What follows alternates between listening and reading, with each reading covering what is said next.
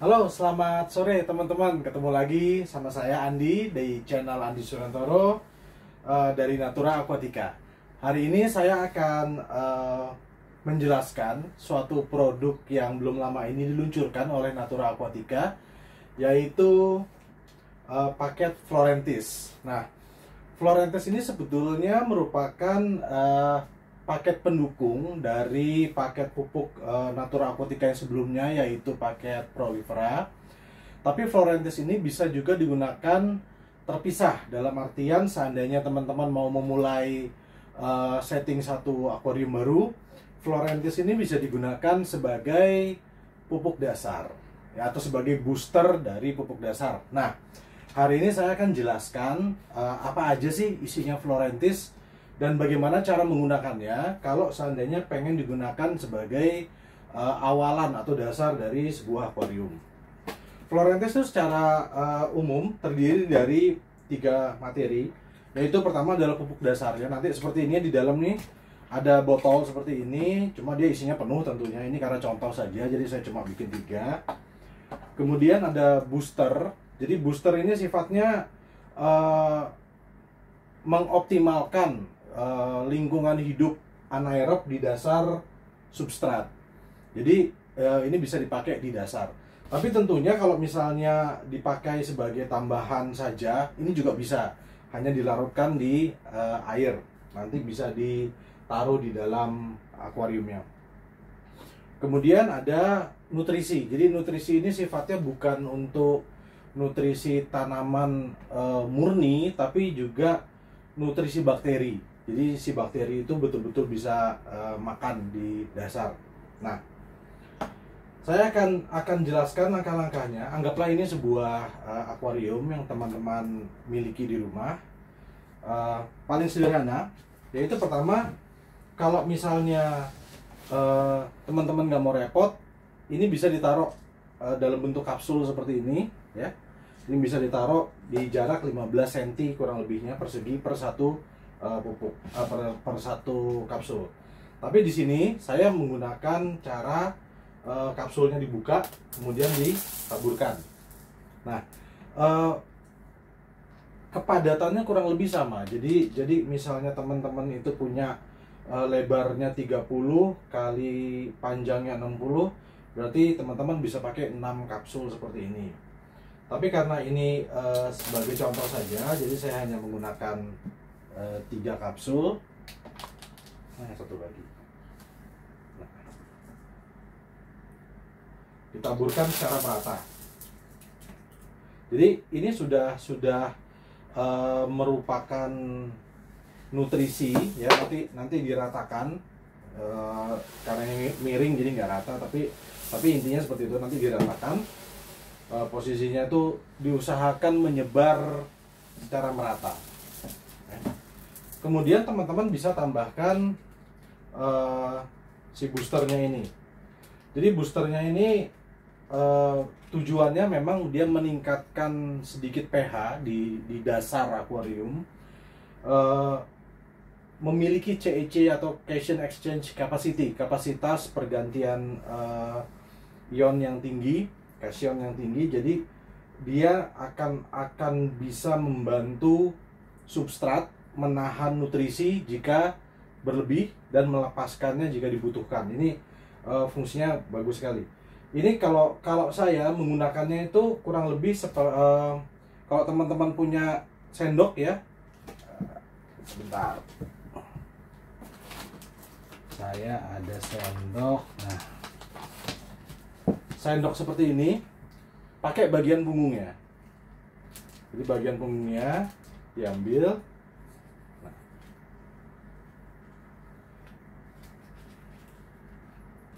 kurang lebih sebanyak ini ya, 2 cm panjang punggung sendok. Satu dosis ini cukup jika dilarutkan di air 600 ml. Bisa digunakan seminggu sekali setelah ganti air, dilarutkan di air kemudian ditaruh di akuarium.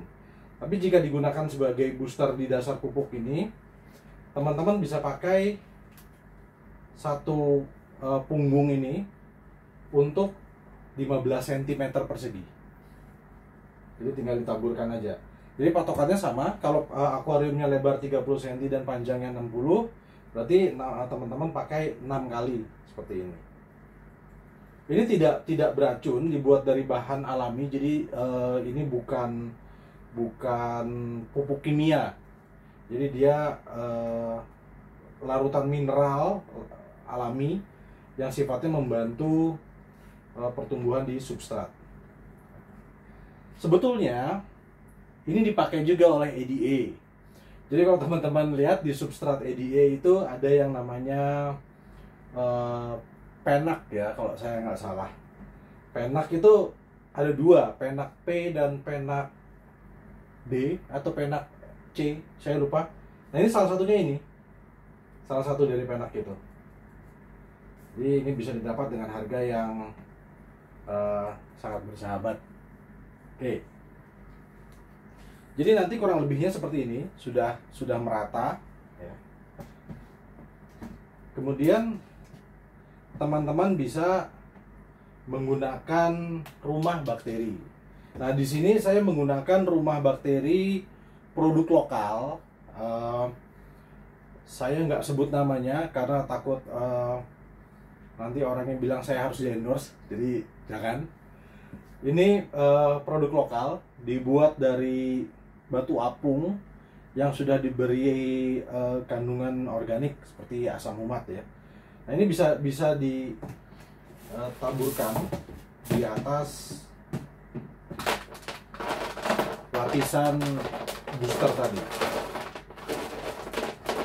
Ini penting karena dia nanti akan menjadi tempat tinggal bakteri yang membantu untuk membuat kondisi substrat itu lebih subur seperti ini. Ya. Jadi kurang lebihnya seperti itu lapisannya. Seperti itu. Oke. Ini agak miring sedikit ya. Nah, sesudah ini teman-teman bisa melarutkan atau menaruh soil terlebih dahulu. Jadi pilihannya agak bebas di sini. Kalau saya pribadi, saya biasanya akan melarutkan nutrisi ini di dalam air, kemudian akan saya tuangkan setelah saya menaruh soilnya.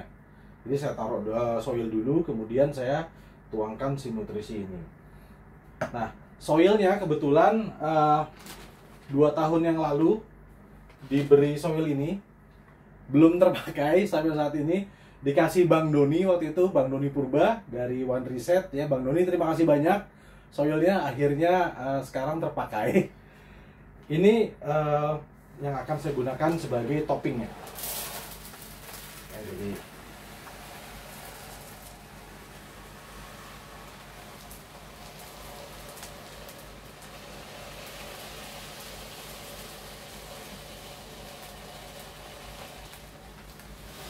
kalau teman-teman ngelihat sedikit berdebu itu wajar karena soil ini sudah saya simpan selama 2 tahun. Waktu itu saya masih di grup ya, mampir ke tempat Bang Doni, kemudian dikasih oleh-oleh sama Bang Doni soil. Terima kasih banyak Bang Doni, ini akhirnya kepake. Jadi soil ini merupakan favorit saya untuk setting tanaman, karena kalau yang namanya soil itu selain CEC-nya tinggi ya, kemampuan dia untuk meretain atau menahan nutrisi ya itu di dalam soil itu bagus. Tempat tinggal bakteri yang sangat baik. Kalau saya udah mencoba beberapa kali jenis substrat, pertumbuhannya itu agak mengharukan teman-teman kalau tidak menggunakan soil.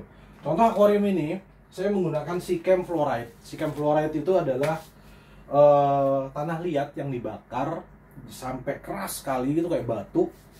Biarpun dia tanah liat, tapi dia ini inert. Inert itu maksudnya tidak mengandung nutrisi apapun dan sulit untuk dia menjadi tempat tinggal tanaman yang ideal karena agak-agak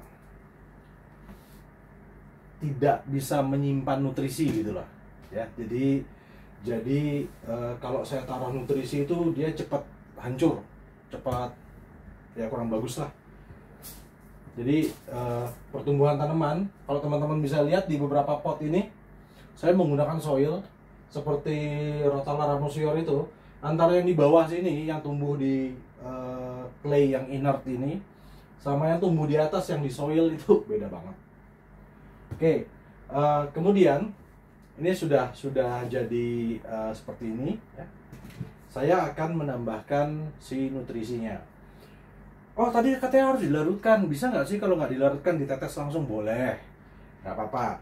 Cuman ini tuh menurut saya ya agak keras. Jadi saya lebih suka melarutkannya. Kenapa? Karena takutnya kalau ditetes di mata kita kan kelihatannya sedikit gitu.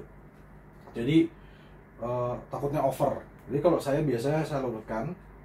Nanti dia bisa seperti ini nih, dilihat di dalamnya. Nah, ada larutannya. Ini cukup 10 tetes untuk 1 liter air kalau untuk digunakan sebagai booster substrat ya. Tapi kalau digunakan sebagai pupuk di sini untuk air 140 liter ini cukup 2 tetes saja seperti ini. Nah, jangan terlalu banyak ya. Jadi cukup sedikit aja itu sudah sangat membantu. Jadi kalau di sini saya cukup teteskan 10. Kalau di saya akuarium 60 ini biasanya saya gunakan hanya 10 tetes. Ini sudah cukup. Kalau misalnya mau agak balik-balik sedikit ya, jangan sampai buyar kemana-mana, itu bisa teman-teman. Jadi sedikit diaduk-aduk seperti ini saja ya, oleh tangan nggak apa-apa karena itu alami, bukan zat kimia. Bisa diaduk seperti ini.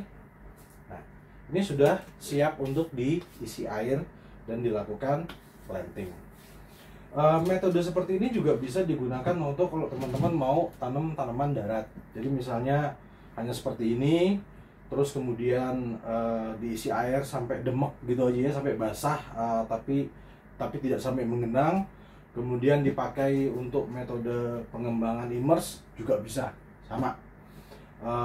Intinya adalah kita memaksimalkan nutrisi yang terdapat di substrat.